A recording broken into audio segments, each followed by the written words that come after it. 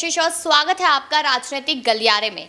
आज हम बात करेंगे यहाँ पे लगातार बिगड़ती राजस्थान की सियासत को लेकर। एक के बाद एक नया मामला सामने आता है, एक के बाद एक कयास लगाए जाते हैं। जहाँ पर हमने देखा कि सचिन पायलट को लेकर लगाए जा रहे थे कयास कि उन्हें एक बड़ी जिम्मेदारी मिलेगी, लेकिन अब क्या हो रहा है, अब वो जिम्मेदारी तो मिली नहीं, लेकिन कहीं ना कहीं वो इस्तीफे की खबर बीच में जरूर आ रही है। खबर ये सामने आती है कि हार्दिक पटेल ने इस्तीफा दिया, एक युवा नेता ने इस्तीफा दिया, तो सचिन पायलट को आखिरकार किस बात का इंतजार है? जब उन्हें मालूम है कि कांग्रेस पार्टी उन्हें वो अहमियत नहीं दे रही, तो वो आखिरकार रुके क्यों है?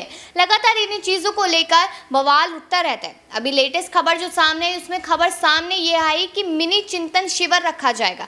यानी कि आप सभी को मालूम है कि जब चिंतन शिविर रखा गया तो किस तरीके से अशोक गहलोत को तो वो अहमियत दी गई, लेकिन यहाँ पर सचिन पायलट को वो अहमियत नहीं मिली। उसके बावजूद भी कहा गया कि जो फैसले लिए गए, जो आइडियाज़ को फॉलो किया जा रहा है, वो सचिन पायलट के हैं। लेकिन अगर यहाँ पर पायलट के आइडियाज़ का इस्तेमाल किया जा रहा है, तो उन्हें वो गद्दी, वो पद क्यों नहीं दिया जा रहा जिसका जनता बेसब्री से इंतजार करे? तो आखिरकार हम इन्हीं चीज़ों को लेकर यहाँ पर चर्चा करेंगे हमारे सहयोगी आसिफ के साथ। तो हमारे सवाल लगातार यही बने रहेंगे कि आखिरकार सचिन पायलट क्यों कांग्रेस में अभी भी रुके।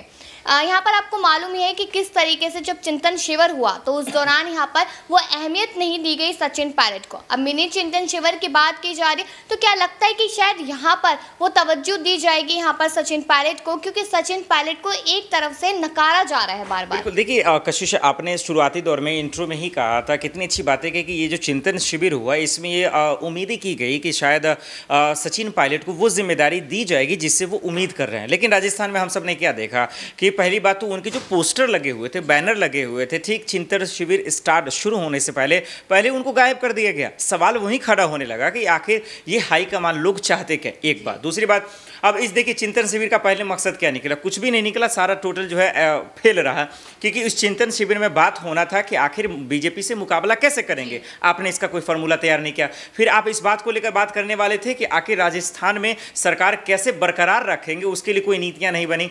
आज कांग्रेस लगातार खत्म होती जा रही है, कमजोर होती जा रही है, इस पर बातचीत आपकी नहीं हुई। अब बात करते हैं एक जो सबसे बड़ा मसला था जिसमें उम्मीदें थी कि शायद चिंतन शिविर में किया जाएगा कि अशोक गहलोत के गुट और सचिन पायलट के गुट दोनों में एक जबरदस्त नाराजगियां चल रही थी, ये भी दूर होता हुआ नहीं दिखा। तो ओवरऑल ये समझा गया कि एक जो है दिखाने के लिए कि कांग्रेस कुछ कर रही है, लेकिन हकीकत ये है कि ग्राउंड पे कुछ ऐसा हुआ नहीं। अब जो है एक ढकोसला और लोगों के सामने रखने के लिए इन्होंने शुरू किया जिसको बोल रहे हैं मिनी चिंतन शिविर। और ऐसा कुछ नहीं है भाई, जब मिनी चिंतन शिविर करना है, आज नेताओं कार्यकर्ता गुस्सा रहे हैं, इस्तीफा दे रहे हैं, हार्दिक पटेल, सुनील जाखड़ बीजेपी में शामिल हो रहा है, और आप यहाँ क्या कर रहे हैं? आज देखिए राहुल गांधी लंदन घूमने के लिए गए हैं। तो पूरी तरीके से लापरवाह हो गई कांग्रेस के हाईकमान, गैर जिम्मेदाराना हो गई, जिम्मेदारी उठा नहीं पा रही है। और इसीलिए कशिश आज जो है सचिन पायलट जैसे नेता जो है कांग्रेस से जा रहे हैं। देखिए यहाँ पर लगातार जैसे इस्तीफे की बारिश कह लीजिए कि कांग्रेस पार्टी में यही देखने को मिल रहा है कि बैक टू बैक इस्तीफा दिया जा रहा है। जहाँ तो जब चिंतन शिविर की बात की तो ये बात की थी कि अपनी कमियों पर काम करेंगे। हार्दिक पटेल का यहाँ से इस्तीफा दे देना वो साफ साफ कमी नजर आ रही थी। तो आसिफ, मेरा यहाँ पर सवाल ये है कि जिस तरीके से हार्दिक पटेल ने इस्तीफा दिया, तुरंत बाद ये चीज़ सामने आती कि नरेश पटेल शायद यहाँ का चेहरा हो सकते हैं। तो क्या कहीं ना कहीं कांग्रेस को ये कमी माना जा सकता है कि हार्दिक पटेल क्यों गए, इस बात पे चर्चा ना करके पहले चेहरा सामने लिया? देखिए बहुत अच्छा सवाल किया आपने। एक्चुअली यही खेल को समझना। यहाँ पे हार्दिक पटेल जो इस्तीफा दिया, उन्होंने अपने से नहीं दिया है, दिलाया गया उन्हें। कहते हैं ना कि एक इतना डिमोटिवेट कर दो, इतना इंसान को इग्नोर कर दो, ताकि क्योंकि फ्रंट से तो बोल नहीं सकते। तो एक्चुअली क्या खेल हुआ कि देखिए प्रशांत किशोर जो चुनावी रणनीतिकार कहे जाते हैं, वो पहले जो है गुजरात के लिए काम करना शुरू करते हैं। उन्हें उम्मीद आई कि शायद वो कांग्रेस में शामिल हो जाएंगे, लेकिन सोनिया का उन्होंने ऑफर ठुकरा दिया। लेकिन वहीं से शुरुआत हुई थी कि पर्दे के पीछे नरेश पटेल जो पाटीदार नेता, जैसा आप बता भी रही हैं, कि हार्दिक पटेल को इग्नोर करने के साथ साथ क्या कर रहे थे कि उसको चेहरा बनाया जाता है, सीएम का चेहरा। और उसी टाइम हार्दिक पटेल वहीं से जो है नाराज होना शुरू हो जाते हैं कि भाई मुझे सुना क्यों नहीं जा रहा, मुझे पे तवज्जो क्यों नहीं दिया जा रहा। और ये कहानी वहीं से शुरू हुई और फाइनली आके खत्म हुई, क्योंकि हार्दिक पटेल लगातार कर रहे थे भाई मुझे जिम्मेदारी क्यों नहीं दी जा रही है, हम हमेशा से यहाँ रहें, लोगों के लिए काम की, अपनी छवि बनाएं, आप मुझे इग्नोर क्यों कर रहे हैं। और इन तमाम चीज़ों को देखकर जब राहुल गांधी ने सुना नहीं, जब सोनिया गांधी ने इस पर ध्यान नहीं दिया, तो फाइनली हार्दिक पटेल आकर जो है इस्तीफा दे दिया। तो मैं यही कहूँगा कि उन्होंने दिया नहीं है, उन्हें इंटरनली उन्हें दिलवाया गया। कहा जा सकता है ये सेम चीज़ हमने पंजाब में देखी थी, जब अमरिंदर सिंह को बात करनी थी सोनिया गांधी से और बात नहीं हो पाई, इस्तीफा दे दिया, चरण सिंह चन्नी को यहाँ पर एकदम से बना दिया गया। सेम वही चीज़ यहाँ पर हुई है। देखिए ये बाजू आप कहीं यहाँ पे ये मैं बताना चाह रहा हूँ कि कैप्टन अमरिंदर ने जैसे ये कहा कि देखिए मैं अपने आप को अपमानित महसूस कर रहा हूँ क्योंकि राहुल गांधी प्रियंका गांधी के पास तजुर्बा नहीं है, और उसके बाद देखिए क्या होता है कि सरकार गिर जाती है। तो मैं आपको चैलेंज के साथ कह रहा हूँ, आज ये रिकॉर्ड रहेगा कैमरा में, कि जिस तरह से हार्दिक पटेल ने इस्तीफा दिया और वो नया खेल जो खेलना, जैसे कि चन्नी का आप एग्जाम्पल दे रही थी, तो वहाँ भी कांग्रेस नहीं जीत पाएगी, ये मेरा गारंटी है। क्योंकि हार्दिक जैसे जो जमीन से जुड़े नेता है उसको आज कांग्रेस जो है हाथ से खो रही है, इसका खामियाजा जरूर भुगतना होगा। एक आखिरी सवाल मैं यहाँ पर पूछना चाहूंगी आसिफ, कि हमने लगातार देखा है राजस्थान में कि जो सरकार है वो यहाँ पर बदलती रहती है, 5 साल एक सरकार, 5 साल एक सरकार। अब ये कहा जा रहा है कि 5 साल कांग्रेस रह चुकी, तो अब आने वाले दिसंबर 2023 के चुनावों में बीजेपी जीतेगी। लेकिन जिस तरीके से सचिन पायलट यहाँ आगे बढ़ते जा रहे हैं, वो अपनी कहते हैं कि चुनौतीपूर्ण समय है कांग्रेस के लिए, मैं खड़ा रहूंगा, मैं काम करूंगा।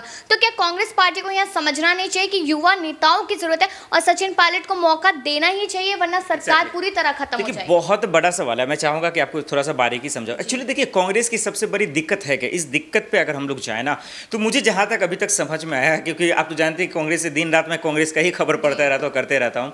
मजबूरी क्या है ना कि कांग्रेस की जो हाईकमान है, चाहे सोनिया गांधी हो, गुलाम नबी आज़ाद हो, राहुल गांधी, प्रियंका, इनके अंदर इतना गुरूर भरा हुआ है, अहंकार ना, कि ये झुकना ही नहीं चाहते। हम सब जानते हैं कि जो झुकता है वही जिंदगी में आगे बढ़ता है।